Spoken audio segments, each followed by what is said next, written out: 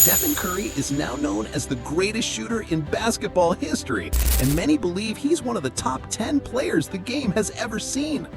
But his journey to the NBA was anything but normal. This is the story of how a skinny, overlooked, three-star recruit became an all-time legend. Steph was born in Akron, Ohio, in the same hospital as LeBron James. And with his father, Dell, playing for the Cleveland Cavaliers, basketball was in his blood. From a young age, Steph dreamed of making it to the NBA, but almost no one believed it was possible, not even his own father. It wasn't because he lacked skill. In fact, Steph's game was sharp even as a kid. The problem was his size. He was the smallest and skinniest player on every team, drowning in jerseys that looked 2 sizes too big. When Dell joined the Toronto Raptors, the Curry family moved to Canada, and that's where Steph started to turn heads. Fans could spot him and his younger brother Seth shooting on the court during halftime, already showing off the silky stroke and tight handles that would later define his game. Crossovers, behind-the-back moves, and smooth pull-up jumpers became second nature. By the time he was a teenager, Steph was arguably the best young player in Canada. Being surrounded by NBA players and watching every single practice gave Steph a deep understanding of the game from a young age. He studied how pros trained, how they moved, and how they prepared. And he knew early on that he wouldn't suddenly grow into a tall, explosive athlete. So he decided that if he couldn't out-jump or overpower anyone, he would outwork everyone. His dedication was unreal. After Raptors home practices, he would challenge Vince Carter to one-on-one games, and when the team held shooting competitions, Steph was often the first pick. At just 12 years old, he was already beating NBA players in three-point contests. Playing for Queensway Christian School and Toronto 5-0, he led Queensway to an undefeated season and Toronto to a provincial title. Even back then, Steph had an incredible ability to change direction in a split second, create space where none seemed to exist, and launch deep shots with absolute confidence. His understanding of angles, spacing, and where every player was on the court was far beyond his age. Defenders couldn't relax for a second because if he got an open look, it was almost always going in. Off the court, Steph was quiet and humble, but the moment someone tried to intimidate him or talk trash, something switched. The baby-faced kid would turn into a cold-blooded assassin, calmly dropping 30 or 40 points and walking away without saying a word. When Del Curry retired from the NBA, the family moved back to Charlotte, and Steph led his small Christian school to 3 straight conference titles. In his senior year, he carried his team all the way to the state championship game, only to face Greensboro Day, a team that threw everything they had at him. They used a box-and-1 defense, the same strategy some NBA coaches now use to try to slow him down. A 6'6" athletic forward stayed glued to him the entire game, ignoring everyone else, making sure Steph barely touched the ball. With his size and quickness, that defender made life miserable for Steph. Even though Steph fought with everything he had, he simply wasn't strong or athletic enough yet to break free all game. He finished with just 8 points, and his team walked away with a tough loss. At the time, Steph was only 6'2" and barely 160 pounds, and despite being a masterclass shooter, no big college programs were knocking on his door. As a junior, he didn't even appear in national rankings. By his senior year, he cracked the list, but was still only ranked the 16th best player in North Carolina, the 60th best point guard in the country, and the 300th player overall. The odds were stacked against him, but there was still a flicker of hope. He eventually got offers from 5 schools. His father's alma mater, Virginia Tech, offered him a scholarship only if he agreed to sit out his freshman year as a redshirt. In the end, Steph chose Davidson College, a small school in North Carolina where he could start right away. It turned out to be the best decision he could have made. As a freshman at Davidson, Steph Curry wasted no time making people notice him. He averaged 21.5 points per game, led the Southern Conference in scoring, and ranked second among all freshmen in the nation, behind only Kevin Durant.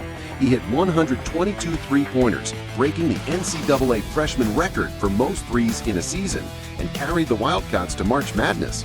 Even though he dropped 30 points, Davidson still fell in the first round. Over the summer of 2007, Steph grew a bit, reaching his full height of 6'3", and came into his sophomore year on fire. He averaged 25.5 points per game, led Davidson to an undefeated run in the Southern Conference, and earned another ticket to March Madness. Hardly anyone thought this small school would make noise. Outside of Steph and point guard Jason Richards, most of the roster looked like future marketing guys or data analysts, not future pros. But then, magic happened. Steph lit up Gonzaga for 40 points, giving Davidson its first NCAA tournament win in 39 years. In the second round against Georgetown, things looked done. Steph had only 5 points at halftime, and Davidson was down by 17. But in the second half, he caught fire, dropping 25 points and leading an unbelievable 74-70 comeback. In the Sweet 16 against Wisconsin, he kept the fairy tale going, torching them for 33 points in a blowout win. Suddenly, the whole country knew his name. Then came the Elite Eight against top-seeded Kansas. They threw everything at him, but Steph still put up 25 points. This time, the magic ran out, and Davidson fell short by just 2 points. Over those 4 unforgettable games, he averaged 32 points, 3.5 assists, and 3.2 steals, hitting 44% of his shots from deep. He also set the NCAA record for most threes in a single season, a record that still stands. Knowing he'd need to prove himself as a point guard for the NBA, Steph chose to stay for his junior year, even though he could have been a lottery pick. That season, he averaged 28.6 points, 5.6 assists, and 2.5 steals, leading the entire NCAA in scoring and earning a spot as a consensus first-team All-American. Even though Stephen Curry was already a proven scorer and one of the most dangerous shooters in college basketball, the doubts around him before the 2009 NBA draft were loud and constant. People couldn't get past his size, saying he wasn't strong enough for the league. Many saw him as a shooting guard trapped in a point guard's body, not convinced he could run an NBA offense. The Minnesota Timberwolves held both the 5th and 6th picks, and with both of those chances, they passed on Curry. Instead, they chose Ricky Rubio and Johnny Flynn, decisions that would go down as some of the biggest draft mistakes in history. Then came the moment that changed everything for the Golden State Warriors. With the 7th pick in the 2009 NBA draft, Commissioner David Stern read the words that would shape a dynasty: Stephen Curry from Davidson College. From day one, Curry made it clear the Timberwolves had made a huge mistake. As a rookie, he averaged 17 points, 6 assists, and 2 steals per game, finishing second in Rookie of the Year voting behind Tyreke Evans. He ranked in the NBA's top 10 for both three-point percentage and threes made, and he exploded for 30 or more points in 8 games, the most by any rookie since LeBron James and Carmelo Anthony in 2004. The next season, his numbers improved slightly, but it was hard to fully break out while sharing the floor with Monta Ellis, who averaged over 20 shots per game compared to Curry's 14. Still, Steph found a way to lead the entire league in free throw percentage, hitting 93.5% from the line, a mark that remains the Warriors' all-time record. By the end of that season, Steph Curry's career was hanging by a thread. Another ankle surgery, more questions, and the same problem that had haunted him for years: fragile ankles that just couldn't seem to hold up. In his 3rd season, he played only 26 games and quickly got labeled as injury-prone. At the trade deadline, Golden State even agreed to send him to Milwaukee for Andrew Bogut, but the Bucks team doctor stepped in and shut it down, calling Curry's ankles too risky. The trade still happened, but instead of Steph, the Warriors shipped off Monta Ellis, a fan favorite, leaving the home crowd furious. Little did anyone know that decision, or rather, that doctor's call, would save the Warriors from the biggest mistake in franchise history.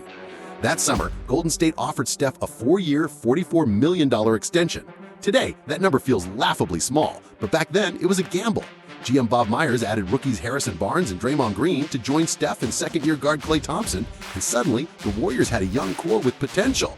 Under coach Mark Jackson, they started playing real defense for the first time in years, and, more importantly, started winning. They made the playoffs for the first time since the 2007 We Believe team, and Steph thrived, putting up 23 points and 7 assists a night. He lit up Madison Square Garden with 54 points, broke Ray Allen's single-season three-point record with 272 makes on 53 fewer attempts, and along with Klay, earned the nickname Splash Brothers. The Warriors upset Denver in the first round before falling to the veteran Spurs, but the future was bright. In 2014, Steph led the league in threes again, averaged 24 points and 8.5 assists, made his first All-Star and All-NBA teams, and helped Golden State win 51 games, their most since 1992. But the playoffs ended in disappointment with a first-round loss to the Clippers. The front office knew something had to change, so they made the bold move to fire Mark Jackson and hire Steve Kerr, a decision that would take this team to heights no one could have imagined. In 2015, Stephen Curry and the Golden State Warriors took over the NBA in a way nobody had seen before.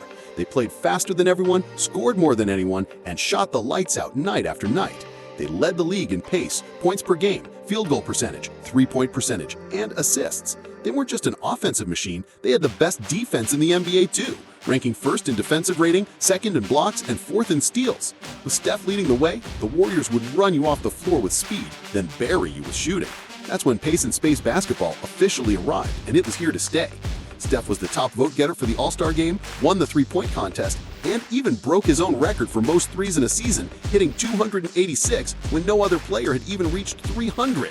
The Warriors finished with 67 wins, the most in franchise history, and Curry was named league MVP after averaging 24 points, 7.7 assists, and 2 steals per game, all while sitting out 17 fourth quarters because they were blowing teams out. Still, many doubted them. People like Charles Barkley swore that a three-point shooting team could never win a championship. But the Warriors proved they were more than just shooters. With Draymond Green, Andre Iguodala, Andrew Bogut, and Klay Thompson anchoring the defense, they rolled through the playoffs, sweeping the Pelicans, taking down the Grizzlies, and beating James Harden's Rockets to reach their first finals since 1975. Against LeBron James and the Cavaliers, they fell behind 2-1 thanks to LeBron's incredible performances and Matthew Dellavedova's surprising defense on Curry. But when Iguodala entered the starting lineup, everything changed. The Warriors won the next 3 games and the title, with Iguodala taking home Finals MVP for his defense on LeBron, though Steph easily could have won it too. That playoff run saw Curry average 28 points while breaking the record for most threes ever in a single postseason. Then came 2016, and the league still hadn't caught up. The Warriors won an NBA record 73 games, the best regular season ever. Curry shattered his own three-point record again, hitting 402 threes when no other player even reached 300. He averaged 30 points per game while shooting 50% from the field, 45% from deep, and 91% from the free throw line, joining the exclusive 50-40-90 club. It was maybe the greatest shooting season in NBA history, and Steph became the first unanimous MVP. But the playoffs had a twist. They came back from 3-1 down to beat the Thunder thanks to Klay Thompson's legendary Game 6, but in the finals, they were the ones who blew a 3-1 lead. Draymond's suspension, Kyrie Irving's clutch shooting, and LeBron's godlike performances gave Cleveland its first title. Curry was battling a knee injury and couldn't explode like usual, even getting stopped by Kevin Love in the final minutes of Game 7. The Warriors went from record-breaking heroes to the butt of every joke, but that didn't last. When Kevin Durant joined Steph, Klay, Draymond, and Iguodala, they became the most unstoppable team in the league. In 2017, they lost just 1 game in the entire playoffs to win the title, and many believe that team was the best in NBA history. Durant won Finals MVP, but Steph still averaged 28 points, 6 rebounds, and 6 assists on insane efficiency. The next year, they dominated again, sweeping LeBron in the finals, with KD taking Finals MVP and Steph right behind him. The 2019 season brought drama and injuries. KD and Draymond's fight, KD's torn Achilles, and Klay's torn ACL. Even then, Curry carried the load, averaging 30 points in the finals against the Raptors while facing double teams in a box-and-1 defense. But without his co-stars, the Warriors fell short, and Toronto claimed the title. In 2020, after 5 straight trips to the NBA Finals, the Golden State Warriors fell to rock bottom and became the worst team in the league. Kevin Durant had left for Brooklyn, Klay Thompson was sidelined with a devastating injury, and Steph Curry went down too, playing only 5 games all season. But that brutal year gave Steph something he hadn't had in years. Time to heal, time to train, and time to build himself back up. He added muscle, became harder to knock off his spots, and sharpened his defense. By age 33, he was playing the smartest, most complete basketball of his life, earning his 2nd scoring title with an incredible 32 points per game. Still, without Klay, who suffered yet another setback, the Warriors missed the playoffs again. Then came 2022. Steph had the worst shooting season of his career, dipping below 40% from 3 for the first time. But when the playoffs arrived, he made every shot that mattered. The added strength paid off. He was now a legitimate plus defender, picking his spots to attack and lead. He carried the Warriors back to the finals to face the Boston Celtics, the best defensive team in the league. Boston had shut down KD, Giannis, and Jimmy Butler in those same playoffs. But against Steph, they had no answer. He torched them for 31 points per game on 63% true shooting, capped by a legendary Game 4 performance with 43 points, willing his team to victory almost single-handedly. That run ended with a 4-2 series win, Steph's 4th championship, and the one prize missing from his resume, his first Finals MVP. With this championship, he didn't just add another ring to his collection, he cemented his place among the true giants of the game. From being a 3-star recruit who wasn't even on the radar as a junior in high school to being drafted behind players most fans barely remember, his journey is the ultimate proof that rankings don't define destiny. Every step, every setback, every doubt thrown his way only fueled his fire to become one of the 10 greatest players to ever touch a basketball. Maybe that's why his story hits so deep, because it reminds us that no matter where you start, greatness is still possible. What about you? Do you think he deserves to be in the top 10 of all time? Let me know in the comments. And if you enjoyed this story, watch the next video right here.